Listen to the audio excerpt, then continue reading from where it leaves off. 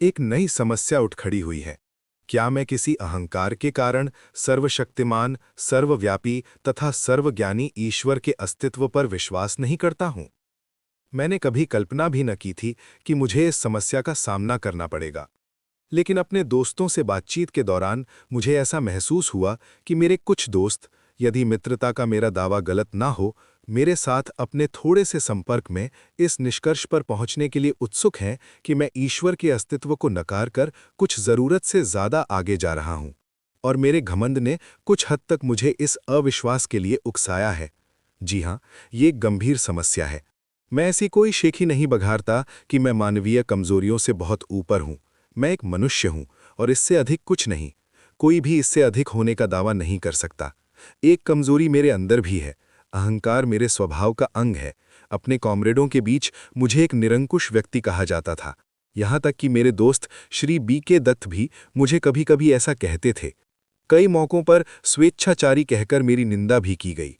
कुछ दोस्तों को यह शिकायत है, और गंभीर रूप से है, कि मैं अनचाहे ही अपने विचार उन पर थोपता हूं और अपने प्रस्तावों को मनवा लेता हूं।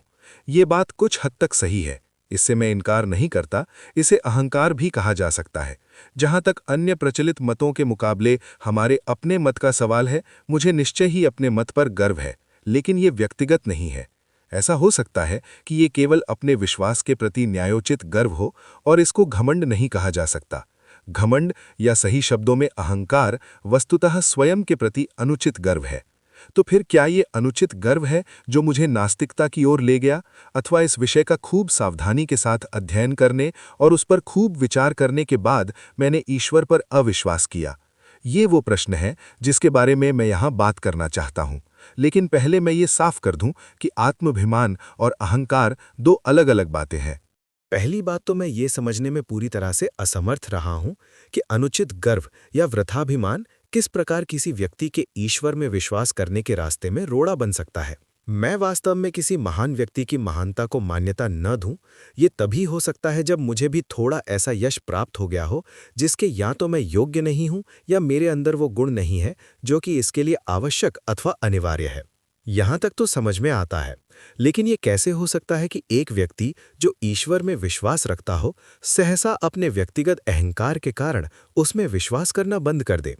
दो ही रास्ते संभव है। या तो मनुष्य अपने को ईश्वर का प्रतिद्वंदी समझने लगे, या वो स्वयं को ही ईश्वर मानना शुरू कर दे। इन दोनों ही अवस्थाओं में वो सच्चा नास्तिक नहीं बन सकता। पहली अवस्था में वो अपने प्रतिद्वंदी के अस्तित्व को नकारता ही नहीं है। दूसरी अवस्था में भी वो एक ऐसी चेतना के अस्तित्व को मानता है जो पर्दे के पीछे से प्रकृति की सभी गतिविधियों का संचालन करती है। हमारे लिए इस बात का कोई महत्व नहीं कि वो अपने को ही परमात्मा समझता है या ये समझता है कि वो परम चेतना उससे परे कुछ और है। मूल बात तो मौजूद है, उसका विश्वास मौजूद है। वो किसी भी तरह एक नास्तिक नहीं है। तो मैं ये कहना चाहता था कि न तो मैं पहली श्रेणी में आता हूं न दूसरी में। मैं तो उस सर्वशक्तिमान परमात्मा के अस्तित्व से ही इनकार करता हूं। मैं इससे क्यों इनकार करता हूं, इसको बाद में देखेंगे।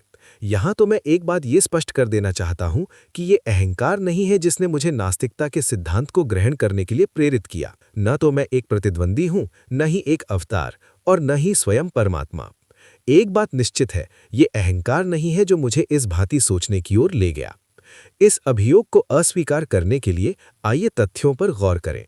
मेरे इन दोस्तों के अनुसार दिल्ली बम केस और लाहौर षड्यंत्र केस के दौरान मुझे जो अनावश्यक यश मिला, शायद उस कारण में वृथाभिमानी हो गया हूं।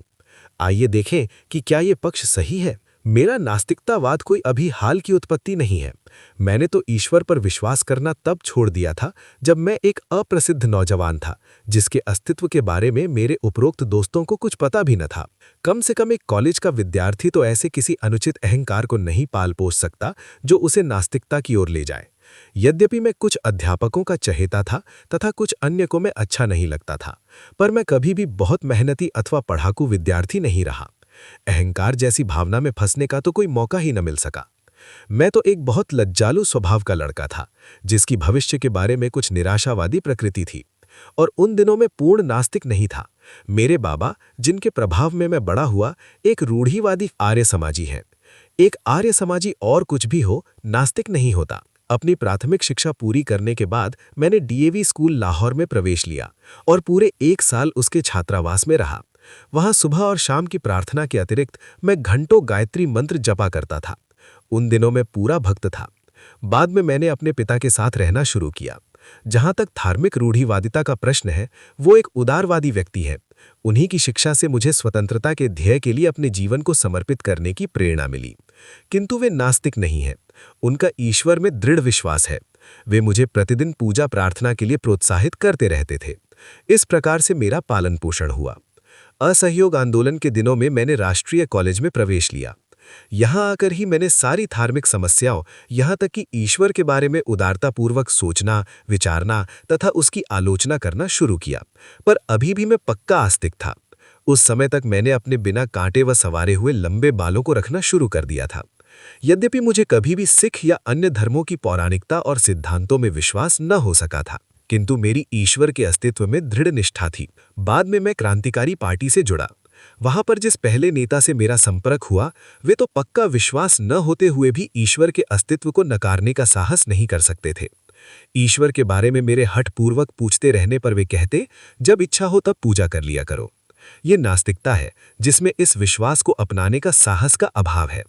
दूसरे नेता जिनके मैं संपर्क में आया, वे पक्के श्रद्धालु थे। उनका नाम बता दूं, आदरणीय कॉमरेड सचिंद्रनाथ सान्याल, जो कि आजकल काकोरी षड्यंत्र केस के सिलसिले में आजीवन कारावास भोग रहे हैं। उनकी अकेली प्रसिद्ध पुस्तक बंदी जीवन के पहले पेज से ही ईश्वर की महिमा का जोर शोर से गान है। उस सुंदर पुस्तक के दूसरे भाग के अंतिम पेज में उन्होंने ईश्वर के ऊपर प्रशंसा के जो रहस्यमय वेदांत के कारण पुष्प बरसाए हैं, वे उनके विचारों का अजीबोगरीब हिस्सा है।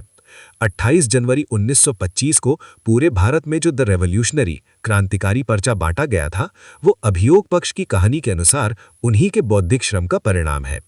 अब इस प्रकार के गुप्त कार्यों में कोई प्रमुख नेता अनिवार्यतः अपने ही विचारों को रखता है, जो उसे स्वयं बहुत प्रिय होते हैं, और अन्य कार्यकर्ताओं को उनसे सहमत होना होता है, उन मतभेदों के बावजूद जो उनको हो सकता है। उस पर्चे में पूरा एक पैराग्राफ उस सर्वशक्तिमान तथा उसकी लीला तथा कार्यों की प्रशंसा से भरा पड़ा था। ये सब रहस्यवाद है। मैं जो कहना चाहता था वो ये है कि ईश्वर के प्रति अविश्वास का भाव क्रांतिकारी दल में भी प्रस्फुटित नहीं हुआ था। काकोरी के प्रसिद्ध सभी 4 शहीदों ने अपने अंतिम दिन भजन प्रार्थना में गुजारे थे। रामप्रसाद बिस्मिल एक रूढ़िवादी आर्य समाजी थे। समाजवाद तथा साम्यवाद के बहुत अध्ययन के बावजूद राजेंद्र लाहिड़ी उपनिषद एवं गीता के श्लोकों के उच्चारण की अपनी अभिलाषा को न दबा सके। मैंने उन सब में सिर्फ एक ही व्यक्ति को देखा जो प्रार्थना नहीं करता था और कहता था, दर्शन शास्त्र मनुष्य की दुर्बलता अथवा ज्ञान के सीमित होने के कारण उत्पन्न होता है। वो भी आजीवन निर्वासन की सजा भोग रहा है, परंतु उसने भी ईश्वर के अस्तित्व को नकारने की कभी हिम्मत नहीं की। इस समय तक मैं केवल एक रोमांटिक आदर्शवादी क्रांतिकारी था। अब तक हम दूसरों का अनुसरण करते थे, अब अपने कंधों पर जिम्मेदारी उठाने का समय आया था। कुछ समय तक अवश्यंभावी प्रतिक्रिया के फलस्वरूप पार्टी का अस्तित्व ही असंभव सा दिखा। उत्साही कॉमरेडों ने ही नेताओं ने भी हमारा उपहास करना शुरू कर दिया। कुछ समय तक मुझे ये डर लगा कि एक दिन मैं कहीं अपने कार्यक्रम की व्यर्थता के बारे में आश्वस्त न हो जाऊं। वो मेरे क्रांतिकारी जीवन का निर्णायक बिंदु था। अध्ययन की पुकार मेरे मन के गलियारों में गूंज रही थी। विरोधियों द्वारा रखे गए तर्कों का सामना करने योग्य बनने के लिए अध्ययन करो। अपने मत के समर्थन में तर्क देने के लिए सक्षम होने के वास्ते पढ़ो। मैंने पढ़ना शुरू कर दिया। इससे मेरे पुराने विचार व विश्वास अद्भुत रूप से परिष्कृत हुए। हिंसक तरीकों को अपनाने का रोमांच, जो कि हमारे पुराने साथियों में अत्यधिक व्याप्त था, की जगह गंभीर विचारों ने ले ली। अब रहस्यवाद और अंधविश्वास के लिए कोई स्थान नहीं रहा। यथार्थवाद हमारा आधार बना। हिंसा तभी न्यायोचित है जब किसी विकट आवश्यकता में उसका सहारा लिया जाए। अहिंसा सभी जन आंदोलनों का अनिवार्य सिद्धांत होना चाहिए। ये तो रही तरीकों की बात। सबसे आवश्यक बात है उस आदर्श की स्पष्ट धारणा जिसके लिए हमें लड़ना है। चूंकि उस समय कोई विशेष क्रांतिकारी कार्य नहीं हो रहा था, अतः मुझे विश्व क्रांति के अनेक आदर्शों के बारे में पढ़ने का खूब मौका मिला। मैंने अराजकतावादी नेता बाकुनिन को पढ़ा, कुछ साम्यवाद के पिता मार्क्स को पढ़ा, किंतु ज्यादातर लेनिन, ट्रॉट्स्की और अन्य लोगों को पढ़ा जो अपने देश में सफलतापूर्वक क्रांति लाए थे। वे सभी नास्तिक थे। बाकुनिन की पुस्तक ईश्वर और राज्य इस विषय पर यद्यपि आंशिक रूप में एक अच्छा अध्ययन है। बाद में मुझे निरलंब स्वामी द्वारा लिखी एक पुस्तक मिली, सहज ज्ञान। इसमें केवल एक रहस्यवादी नास्तिकता थी। इस विषय के प्रति मेरा गहरा रुझान हो गया। 1926 के अंत तक मुझे इस बात का विश्वास हो गया कि एक सर्वशक्तिमान परमात्मा की बात, जिसने ब्रह्मांड का सृजन किया, दिग्दर्शन और संचालन किया, एक कोरी बकवास है। मैंने इस अविश्वास को प्रदर्शित किया। मैंने इस विषय पर अपने दोस्तों से बहस की। मैं एक घोषित नास्तिक हो चुका था, किंतु इसका मतलब क्या था ये मैं आगे बतलाऊंगा। मई 1927 में मैं लाहौर में गिरफ्तार हुआ। ये गिरफ्तारी अचानक हुई थी। मुझे इसका जरा भी एहसास नहीं था कि पुलिस को मेरी तलाश है। अचानक एक बगीचे से गुजरते हुए मैंने पाया कि मैं पुलिस वालों से घिरा हुआ हूँ। मुझे स्वयं आश्चर्य हुआ कि मैं उस समय बहुत शांत रहा। न तो मुझे कोई सनसनी महसूस हुई, न ही जरा भी उत्तेजना का अनुभव हुआ। मुझे पुलिस हिरासत में ले लिया गया था। अगले दिन मुझे रेलवे पुलिस हवालात में ले जाया गया, जहां मुझे पूरा 1 महीना काटना पड़ा। पुलिस अफसरों से कई दिनों की बातचीत के बाद मुझे ऐसा लगा कि उन्हें मेरे काकोरी दल से संबंधों के बारे में और क्रांतिकारी आंदोलन से संबंधित मेरी गतिविधियों के बारे में कुछ जानकारी है। उन्होंने मुझे बताया कि मैं लखनऊ में था जब वहां मुकदमा चल रहा था, कि मैंने उन्हें छुड़ाने की किसी योजना पर बात की थी, कि उनकी सहमति पाने के बाद हमने कुछ बम प्राप्त किए थे और 1926 में दशहरा के अवसर पर उनमें से एक बम परीक्षण के लिए भीड़ पर फेंका गया था। उसके बाद मेरे भले के लिए उन्होंने मुझे ये बताया कि यदि मैं क्रांतिकारी दल की गतिविधियों पर प्रकाश डालने वाला एक वक्तव्य दे दूं तो मुझे गिरफ्तार नहीं किया जाएगा और इसके विपरीत मुझे अदालत में मुखबिर की तरह पेश किए बिना रिहा कर दिया जाएगा और इनाम दिया जाएगा। मैं इस प्रस्ताव पर हंसा। ये सब बेकार की बात है। हम लोगों के विचार रखने वाले अपनी निर्दोष जनता पर बम नहीं फेंकते हैं। एक दिन सुबह सीआईडी के वरिष्ठ अधीक्षक श्री न्यूमन मेरे पास आए। लंबी चौड़ी सहानुभूतिपूर्ण बातों के बाद उन्होंने मुझे अपनी समझ में ये अत्यंत दुखद समाचार दिया कि यदि मैंने उनके द्वारा मांगा गया वक्तव्य नहीं दिया तो वे मुझ पर काकुरी केस से संबंधित विद्रोह छेड़ने के षड्यंत्र तथा दशहरा बम उपद्रव में क्रूर हत्याओं के लिए मुकदमा चलाने पर बाध्य होंगे। आगे उन्होंने मुझे ये भी बताया कि उनके पास मुझे सजा दिलाने व फांसी पर लटकवाने के लिए उचित प्रमाण मौजूद हैं। उन दिनों मुझे ये विश्वास था, यद्यपि मैं बिल्कुल निर्दोष था, कि पुलिस यदि चाहे तो ऐसा कर सकती है। उसी दिन से कुछ पुलिस अफसरों ने मुझे नियम से दोनों समय ईश्वर की स्तुति करने के लिए फुसलाना शुरू कर दिया। पर अब मैं एक नास्तिक था। मैं स्वयं के लिए ये बात तय करना चाहता था कि क्या शांति और आनंद के दिनों में ही मैं नास्तिक होने का दंभ भरता हूं, अथवा ऐसे कठिन समय में भी मैं उस सिद्धांतों पर अडिग रह सकता हूं। बहुत सोचने के बाद मैंने ये निश्चय किया कि किसी भी तरह ईश्वर पर विश्वास तथा प्रार्थना मैं नहीं कर सकता। न ही मैंने एक क्षण के लिए भी अरदास की। यही असली परीक्षण था और इसमें मैं सफल रहा। एक क्षण को भी अन्य बातों की कीमत पर अपनी गर्दन बचाने की मेरी इच्छा नहीं हुई। अब मैं पक्का नास्तिक था और तब से लगातार हूं। इस परीक्षण पर खरा उतरना आसान काम न था। विश्वास कष्टों को हल्का कर देता है, यहां तक कि उन्हें सुखकर बना सकता है। उसके बिना मनुष्य को स्वयं अपने ऊपर निर्भर होना पड़ता है। तूफान और झंझावत के बीच अपने पांवों पर खड़ा रहना कोई बच्चों का खेल नहीं है। परीक्षा की इन घड़ियों में अहंकार यदि है तो भाप बनकर उड़ जाता है और मनुष्य आम विश्वास को ठुकराने का साहस नहीं कर पाता। पर यदि करता है तो उससे ये निष्कर्ष निकलता है कि उसके पास सिर्फ अहंकार नहीं वरन कोई अन्य शक्ति है। आज बिल्कुल वैसी ही स्थिति है। पहले ही अच्छी तरह पता है कि मुकदमे का क्या फैसला होगा। 1 सप्ताह में ही फैसला सुना दिया जाएगा। मैं अपना जीवन एक ध्येय के लिए कुर्बान करने जा रहा हूं, इस विचार के अतिरिक्त और क्या सांत्वना हो सकती है। ईश्वर में विश्वास रखने वाला हिंदू पुनर्जन्म पर एक राजा होने की आशा कर सकता है। एक मुसलमान या ईसाई स्वर्ग में व्याप्त समृद्धि के आनंद की तथा अपने कष्टों और बलिदानों के लिए पुरस्कार की कल्पना कर सकता है। किंतु मैं किस बात की आशा करूं? मैं जानता हूं कि जिस क्षण रस्सी का फंदा मेरी गर्दन पर लगेगा और मेरे पैरों के नीचे से तख्ता हटेगा, वही पूर्ण विराम होगा, वही अंतिम क्षण होगा। मैं, या संक्षेप में आध्यात्मिक शब्दावली की व्याख्या के अनुसार मेरी आत्मा, सब वहीं समाप्त हो जाएगा। आगे कुछ भी नहीं रहेगा। एक छोटी सी जूझती हुई जिंदगी जिसकी कोई ऐसी गौरवशाली परिणति नहीं है, अपने में स्वयं एक पुरस्कार होगी यदि मुझमें उसे इस दृष्टि से देखने का साहस हो। यही सब कुछ है। बिना किसी स्वार्थ के यहाँ या यहाँ के बाद पुरस्कार की इच्छा के बिना मैंने अनासक्त भाव से अपने जीवन को स्वतंत्रता के ध्येय पे समर्पित कर दिया है, क्योंकि मैं और कुछ कर ही नहीं सकता था। जिस दिन हमें इस मनोवृत्ति के बहुत से पुरुष और महिलाएं मिल जाएंगे जो अपने जीवन को मनुष्य की सेवा तथा पीड़ित मानवता के उद्धार के अतिरिक्त और कहीं समर्पित कर ही नहीं सकते, उसी दिन मुक्ति के युग का शुभारंभ होगा। वे शोषकों, उत्पीड़कों और अत्याचारियों को चुनौती देने के लिए उत्प्रेरित होंगे। इसलिए नहीं कि उन्हें राजा बनना है या कोई अन्य पुरस्कार प्राप्त करना है, यहाँ या अगले जन्म में या मृत्योपरांत स्वर्ग में। उन्हें तो मानवता की गर्दन से दास वृत्ति का जुआ उतार फेंकने और मुक्ति एवं शांति स्थापित करने के लिए इस मार्ग को अपनाना होगा। क्या वे उस रास्ते पर चलेंगे जो उनके लिए खतरनाक किंतु उनकी महान आत्मा के लिए एकमात्र शानदार रास्ता है?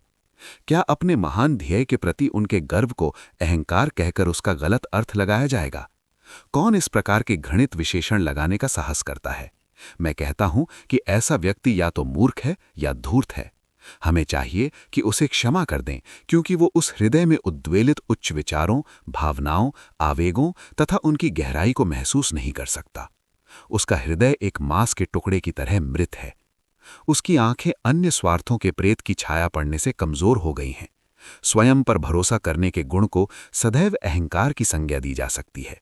वो दुखपूर्ण एवं कष्टप्रद है, पर चारा ही क्या है? तुम जाओ और किसी प्रचलित धर्म का विरोध करो। जाओ और किसी हीरो की, महान व्यक्ति की, जिसके बारे में सामान्यतः ये विश्वास किया जाता है कि वो आलोचना से परे है क्योंकि वो गलती कर ही नहीं सकता, आलोचना करो, तो तुम्हारे तर्क की शक्ति हजारों लोगों को तुम पर वृथाभिमानी होने का आक्षेप लगाने को मजबूर कर देगी। ऐसा मानसिक जड़ता के कारण होता है। आलोचना तथा स्वतंत्र विचार दोनों ही एक क्रांतिकारी के अनिवार्य गुण हैं। क्योंकि महात्मा जी महान हैं, अतः किसी को उनकी आलोचना नहीं करनी चाहिए। चूंकि वो ऊपर उठ गए हैं, अतः हर बात जो वे कहते हैं, चाहे वो राजनीति के क्षेत्र की हो अथवा धर्म, अर्थशास्त्र अथवा नीति शास्त्र के, सब सही है। आप चाहे आश्वस्त हों अथवा नहीं, आपको कहना चाहिए हाँ यही सच है। ऐसी मानसिकता विकास की ओर नहीं ले जा सकती। ये तो स्पष्ट रूप से प्रतिक्रियावादी है। क्योंकि हमारे पूर्वजों ने किसी परमात्मा, सर्वशक्तिमान ईश्वर के प्रति विश्वास बना लिया था, अतः किसी भी ऐसे व्यक्ति को जो उस विश्वास की सत्यता या उस परमात्मा के अस्तित्व ही को चुनौती दे, विधर्मी, विश्वासघाती कहा जाएगा। यदि उसके तर्क इतने अकाट्य हैं कि उनका खंडन वितर्क द्वारा नहीं हो सकता और उसकी आस्था इतनी प्रबल है कि उसे ईश्वर के प्रकोप से होने वाली विपत्तियों का भय दिखाकर दबाया नहीं जा सकता, तो उसकी ये कहकर निंदा की जाएगी कि वो वृथाभिमानी है, उसकी प्रकृति पर अहंकार हावी है। तो इस व्यर्थ विवाद पर समय नष्ट करने का क्या लाभ? फिर इन सारी बातों पर बहस करने की कोशिश क्यों? ये लंबी बहस इसलिए क्योंकि जनता के सामने ये प्रश्न आज पहली बार आया है और आज ही पहली बार इस पर वस्तुगत रूप में चर्चा हो रही है। जहां तक पहले प्रश्न की बात है, मैं समझता हूं कि मैंने ये साफ कर दिया है कि ये मेरा अहंकार नहीं था जो मुझे नास्तिकता की ओर ले गया। मेरे तर्क का तरीका संतोषप्रद सिद्ध होता है या नहीं, इसका निर्णय मेरे पाठकों को करना है, मुझे नहीं। मैं जानता हूं कि वर्तमान परिस्थितियों में ईश्वर पर विश्वास ने मेरा जीवन आसान और मेरा बोझ हल्का कर दिया होता, और उस पर मेरे अविश्वास ने सारे वातावरण को अत्यंत शुष्क बना दिया है और परिस्थितियां एक कठोर रूप ले सकती हैं। थोड़ा सा रहस्यवाद इसे कवित्वमय बना सकता है, किंतु मेरे भाग्य को किसी उन्माद का सहारा नहीं चाहिए। मैं यथार्थवादी हूँ। मैं अपनी अंतः प्रकृति पर विवेक की सहायता से विजय चाहता हूँ। इस ध्येय में मैं सदैव सफल नहीं हुआ हूँ। प्रयत्न तथा प्रयास करना मनुष्य का कर्तव्य है। सफलता तो संयोग तथा वातावरण पर निर्भर है। और दूसरा सवाल कि यदि ये अहंकार नहीं था, तो ईश्वर के अस्तित्व के बारे में प्राचीन तथा आज भी प्रचलित श्रद्धा पर अविश्वास का कोई कारण होना चाहिए? जी हाँ, मैं अब इस पर आता हूँ। कारण है, मेरे विचार में कोई भी मनुष्य जिसमें जरा सा भी विवेक शक्ति है, वो अपने वातावरण को तार्किक रूप से समझना चाहेगा। जहाँ सीधा प्रमाण नहीं होता, वहाँ दर्शन शास्त्र महत्वपूर्ण स्थान बना लेता है। जैसा कि मैंने पहले कहा था, मेरे कुछ क्रांतिकारी साथी कहा करते थे कि दर्शन शास्त्र मनुष्य की दुर्बलता का परिणाम है। जब हमारे पूर्वजों ने फुर्सत के समय विश्व के रहस्य को, इसके भूत, वर्तमान एवं भविष्य को, इसके क्यों और कहां से को समझने का प्रयास किया, तो सीधे प्रमाणों के भारी अभाव में हर व्यक्ति ने इन प्रश्नों को अपने अपने ढंग से हल किया।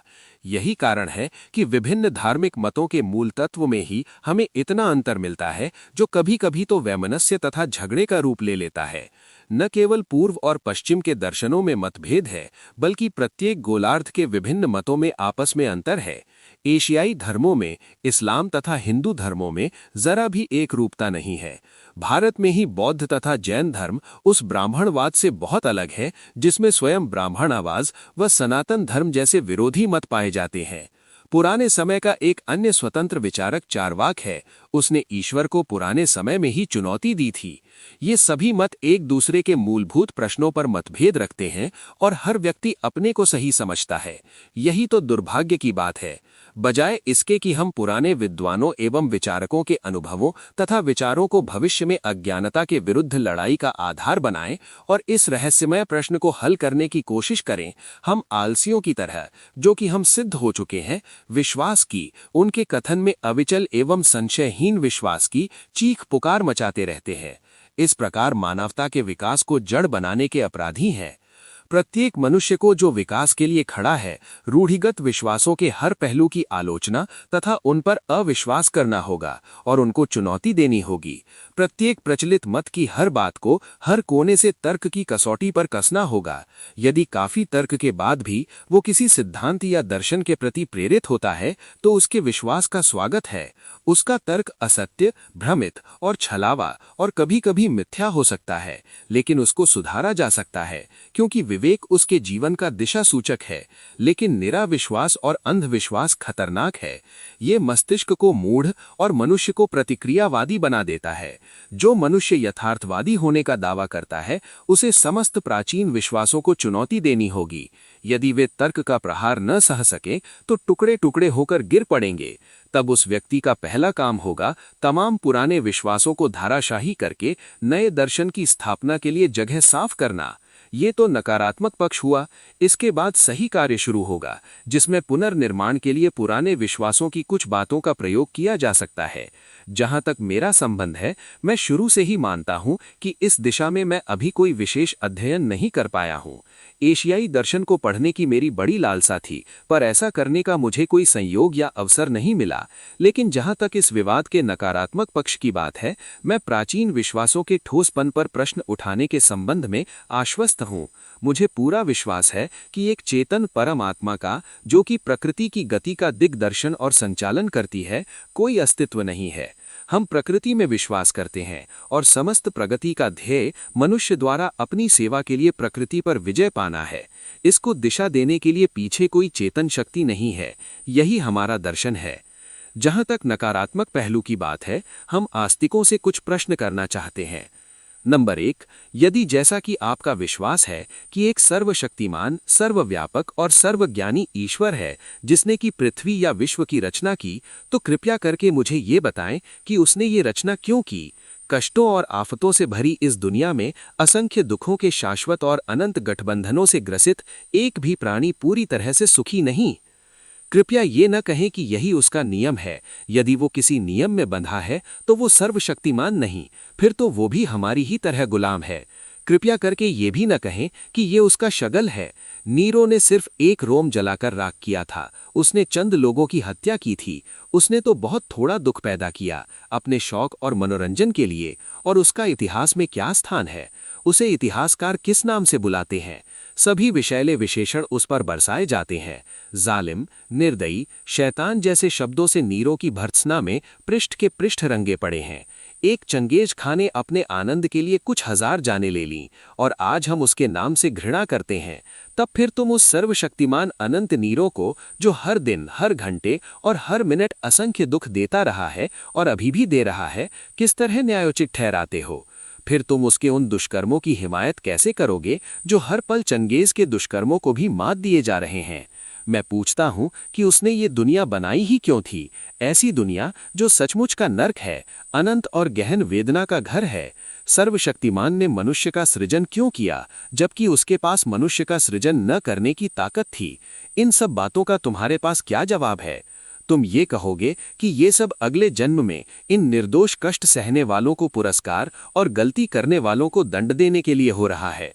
ठीक है, ठीक है। तुम कब तक उस व्यक्ति को उचित ठहराते रहोगे जो हमारे शरीर को जख्मी करने का साहस इसलिए करता है कि बाद में इस पर बहुत कोमल तथा आरामदायक मलहम लगाएगा? ग्लैडिएटर संस्था के व्यवस्थापकों तथा सहायकों का ये काम कहाँ तक उचित था कि एक भूखे खूंखार शेर के सामने मनुष्य को फेंक दो कि यदि वो उस जंगली जानवर से बचकर अपनी जान बचा लेता है तो उसकी खूब देखभाल की जाएगी। इसलिए मैं पूछता हूँ कि उस परम चेतन और सर्वोच्च सत्ता ने इस विश्व और उसमें मनुष्यों का सृजन क्यों किया? आनंद लूटने के लिए? तब उसमें और नीरो में क्या फर्क है? मुसलमानों और ईसाइयों, हिंदू दर्शन के पास अभी और भी तर्क हो सकते हैं। मैं पूछता हूं कि तुम्हारे पास ऊपर पूछे गए प्रश्नों का क्या उत्तर है? तुम तो पूर्व जन्म में विश्वास नहीं करते। तुम तो हिंदुओं की तरह ये तर्क पेश नहीं कर सकते कि प्रत्यक्षतः निर्दोष व्यक्तियों के कष्ट उनके पूर्व जन्मों के कुकर्मों का फल हैं। मैं तुमसे पूछता हूं कि उस सर्वशक्तिशाली ने विश्व की उत्पत्ति के लिए 6 दिन मेहनत क्यों की और ये क्यों कहा था कि सब ठीक है? उसे आज ही बुलाओ, उसे पिछला इतिहास दिखाओ, उसे मौजूदा परिस्थितियों का अध्ययन करने दो, फिर हम देखेंगे कि क्या वो आज भी ये कहने का साहस करता है सब ठीक है। कारावास की काल कोठरियों से लेकर झोपड़ियों और बस्तियों में भूख से तड़पते लाखों लाख इंसानों के समुदाय से लेकर उन शोषित मजदूरों से लेकर जो पूंजीवादी पिशाच द्वारा खून चूसने की क्रिया को धैर्यपूर्वक या कहना चाहिए निरुत्साहित होकर देख रहे हैं और उस मानव शक्ति की बर्बादी देख रहे हैं जिसे देखकर कोई भी व्यक्ति जिसे तनिक भी सहज ज्ञान है भय से सिहर उठेगा और अधिक उत्पादन को जरूरतमंद लोगों में बांटने के बजाय समुद्र में फेंक देने को बेहतर समझने से लेकर राजाओं के उन महलों तक जिनकी नींव मानव की हड्डियों पर पड़ी है, उसको ये सब देखने दो और फिर कहे सब कुछ ठीक है। क्यों और किस लिए? यही मेरा प्रश्न है। तुम चुप हो? ठीक है, तो मैं अपनी बात आगे बढ़ाता हूं। और तुम हिंदुओं, तुम कहते हो कि आज जो लोग कष्ट भोग रहे हैं ये पूर्व जन्म के पापी हैं। ठीक है, तुम कहते हो आज के उत्पीड़क पिछले जन्मों में साधु पुरुष थे, अतः वे सत्ता का आनंद लूट रहे हैं। मुझे ये मानना पड़ता है कि आपके पूर्वज बहुत चालाक व्यक्ति थे। उन्होंने ऐसे सिद्धांत गढ़े जिनमें तर्क और अविश्वास के सभी प्रयासों को विफल करने की काफी ताकत है। लेकिन हमें ये विश्लेषण करना है कि ये बातें कहाँ तक टिकती हैं। न्याय शास्त्र के सर्वाधिक प्रसिद्ध विद्वानों के अनुसार दंड को अपराधी पर पड़ने वाले असर के आधार पर केवल 3-4 कारणों से उचित ठहराया जा सकता है। वे हैं प्रतिकार, भय तथा सुधार।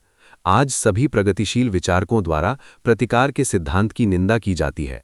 भयभीत करने के सिद्धांत का भी अंत वही है।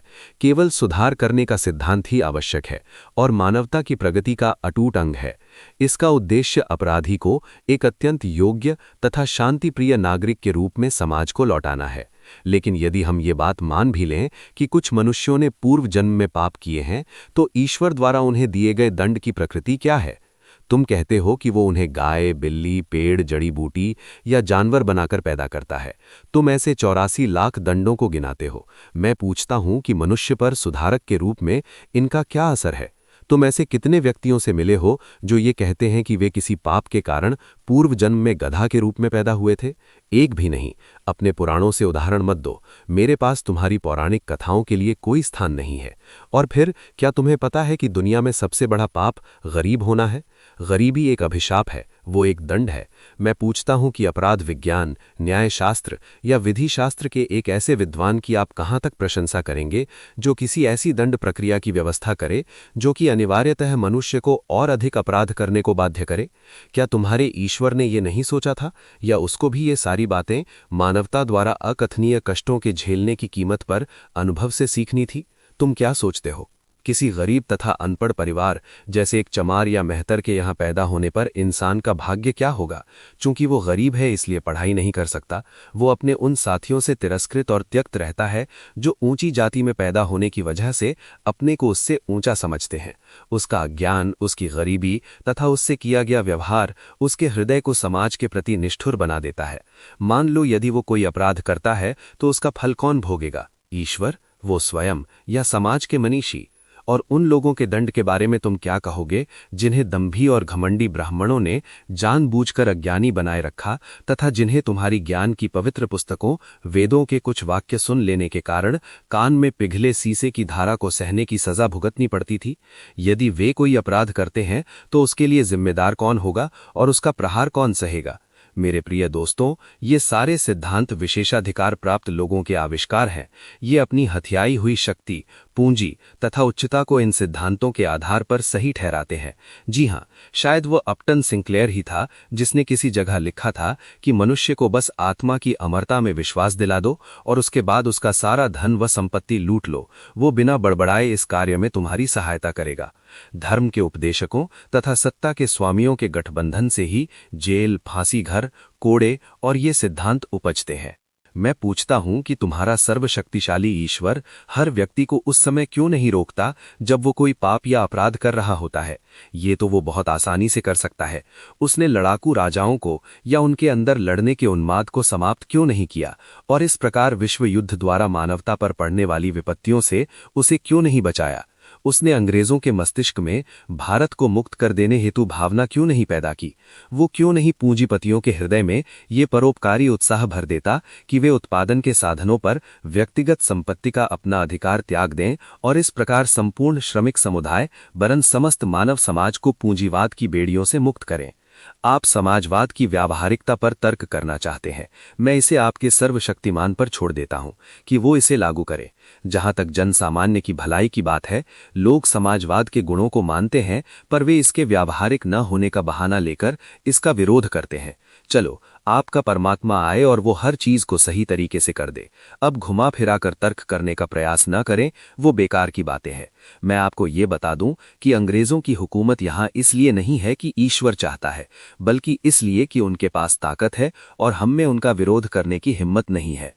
वे हमें अपने प्रभुत्व में ईश्वर की सहायता से नहीं रखे हुए हैं, बल्कि बंदूकों, राइफलों, बम और गोलियों, पुलिस और सेना के सहारे रखे हुए हैं। ये हमारी ही उदासीनता है कि वो समाज के विरुद्ध सबसे निंदनीय अपराध, एक राष्ट्र का दूसरे राष्ट्र द्वारा अत्याचारपूर्ण शोषण सफलतापूर्वक कर रहे हैं। कहाँ है ईश्वर? वो क्या कर रहा है? क्या वो मनुष्य जाति के इन कष्टों का मजा ले रहा है? वो नीरो है, चंगेज है, तो उसका नाश हो। क्या तुम मुझसे पूछते हो कि मैं इस विश्व की उत्पत्ति और मानव की उत्पत्ति की व्याख्या कैसे करता हूं? ठीक है, मैं तुम्हें बतलाता हूं। चार्ल्स डार्विन ने इस विषय पर कुछ प्रकाश डालने की कोशिश की है, उसको पढ़ो। सोहन स्वामी की सहज ज्ञान पढ़ो। तुम्हें इस सवाल का कुछ सीमा तक उत्तर मिल जाएगा। ये विश्व सृष्टि एक प्राकृतिक घटना है। विभिन्न पदार्थों के निहारिका के आकार में आकस्मिक मिश्रण से पृथ्वी बनी। कब? इतिहास देखो। इसी प्रकार की घटना से जंतु पैदा हुए और एक लंबे दौर के बाद मानव। डार्विन की जीव की उत्पत्ति पढ़ो और तदुपरांत सारा विकास मनुष्य द्वारा प्रकृति से लगातार संघर्ष और उस पर विजय पाने की चेष्टा से हुआ। ये इस घटना की संभवतः सबसे संक्षिप्त व्याख्या है।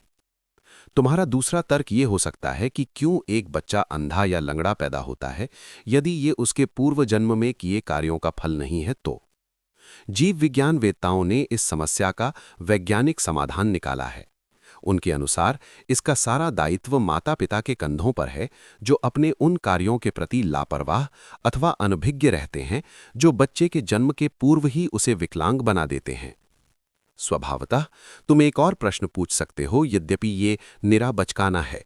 वो सवाल ये कि यदि ईश्वर कहीं नहीं है तो लोग उसमें विश्वास क्यों करने लगे? मेरा उत्तर संक्षिप्त तथा स्पष्ट होगा। जिस प्रकार लोग भूत प्रेतों तथा दुष्ट आत्माओं में विश्वास करने लगे, उसी प्रकार ईश्वर को मानने लगे। अंतर केवल इतना है कि ईश्वर में विश्वास विश्वव्यापी है और उसका दर्शन अत्यंत विकसित। कुछ उग्र परिवर्तनकारियों रेडिकल्स के विपरीत मैं इसकी उत्पत्ति का श्रेय उन शोषकों की प्रतिभा को नहीं देता जो परमात्मा के अस्तित्व का उपदेश देकर लोगों को अपने प्रभुत्व में रखना चाहते थे और उनसे अपनी विशिष्ट स्थिति का अधिकार एवं अनुमोदन चाहते थे। यद्यपि मूल बिंदु पर मेरा उनसे विरोध नहीं है कि सभी धर्म, संप्रदाय, पंथ और ऐसी अन्य संस्थाएं अंत में निर्दयी और शोषक संस्थाओं, व्यक्तियों तथा वर्गों की समर्थक हो जाती हैं। राजा के विरुद्ध विद्रोह हर धर्म में सदैव ही पाप रहा है। ईश्वर की उत्पत्ति के बारे में मेरा अपना विचार ये है कि मनुष्य ने अपनी सीमाओं, दुर्बलताओं व कमियों को समझने के बाद परीक्षा की घड़ियों का बहादुरी से सामना करने, स्वयं को उत्साहित करने, सभी खतरों को मर्दानगी के साथ झेलने और संपन्नता एवं ऐश्वर्य में उसके विस्फोट को बांधने के लिए ईश्वर के काल्पनिक अस्तित्व की रचना की। अपने व्यक्तिगत नियमों और अभिभावकीय उदारता से पूर्ण ईश्वर की बढ़ा चढ़ाकर कल्पना एवं चित्रण किया गया। जब उसकी उग्रता तथा व्यक्तिगत नियमों की चर्चा होती है तो उसका उपयोग एक डराने वाले के रूप में किया जाता है ताकि मनुष्य समाज के लिए एक खतरा न बन जाए। जब उसके अभिभावकीय गुणों की व्याख्या होती है तो उसका उपयोग एक पिता, माता, भाई, बहन, दोस्त तथा सहायक की तरह किया जाता है। इस प्रकार जब मनुष्य अपने सभी दोस्तों के विश्वासघात और उनके द्वारा त्याग देने से अत्यंत दुखी हो तो उसे इस विचार से सांत्वना मिल सकती है कि एक सच्चा दोस्त उसकी सहायता करने को है, उसे सहारा देगा जो कि सर्वशक्तिमान है और कुछ भी कर सकता है। वास्तव में आदिम काल में ये समाज के लिए उपयोगी था। विपदा में पड़े मनुष्य के लिए ईश्वर की कल्पना सहायक होती है। समाज को इस ईश्वरीय विश्वास के विरुद्ध उसी तरह लड़ना होगा जैसे कि मूर्ति पूजा तथा धर्म संबंधी क्षुद्र विचारों के विरुद्ध। इसी प्रकार जब मनुष्य अपने पैरों पर खड़ा होने का प्रयास करने लगे और यथार्थवादी बन जाए तो उसे ईश्वरीय श्रद्धा को एक ओर फेंक देना चाहिए और उन सभी कष्टों, परेशानियों का पौरुष के साथ सामना करना चाहिए जिसमें परिस्थितियां उसे पलट सकती हैं। मेरी स्थिति आज यही है। ये मेरा अहंकार नहीं है। मेरे दोस्तों, ये मेरे सोचने का ही तरीका है जिसने मुझे नास्तिक बनाया है। मैं नहीं जानता कि ईश्वर में विश्वास और रोज बरोज की प्रार्थना, जिसे मैं मनुष्य का सबसे अधिक स्वार्थी और गिरा हुआ काम मानता हूं, मेरे लिए सहायक सिद्ध होगी या मेरी स्थिति को और चौपट कर देगी। मैंने उन नास्तिकों के बारे में पढ़ा है जिन्होंने सभी विपदाओं का बहादुरी से सामना किया। अतः मैं भी एक मर्द की तरह फांसी के फंदे की अंतिम घड़ी तक सिर ऊंचा किए खड़ा रहना चाहता हूं। देखना है कि मैं इस पर कितना खरा उतरता हूं। मेरे एक दोस्त ने मुझे प्रार्थना करने को कहा। जब मैंने उसे अपने नास्तिक होने की बात बतलाई तो उसने कहा, देख लेना, अपने अंतिम दिनों में तुम ईश्वर को मानने लगोगे। मैंने कहा, नहीं प्रिय महोदय, ऐसा नहीं होगा। ऐसा करना मेरे लिए अपमानजनक तथा पराजय की बात होगी। स्वार्थ के लिए मैं प्रार्थना नहीं करूंगा। पाठकों और दोस्तों, क्या ये अहंकार है? अगर है तो मैं इसे स्वीकार करता हूं। प्यारे साथियों, अगर आपको हमारा प्रयास अच्छा लगा हो तो वीडियो को लाइक जरूर कर दीजिएगा, क्योंकि इससे हमें प्रोत्साहन मिलता है। और इसी तरह के वीडियो जो कि ज्ञानवर्धक होते हैं देखने के लिए चैनल को सब्सक्राइब करना मत भूलिएगा। धन्यवाद।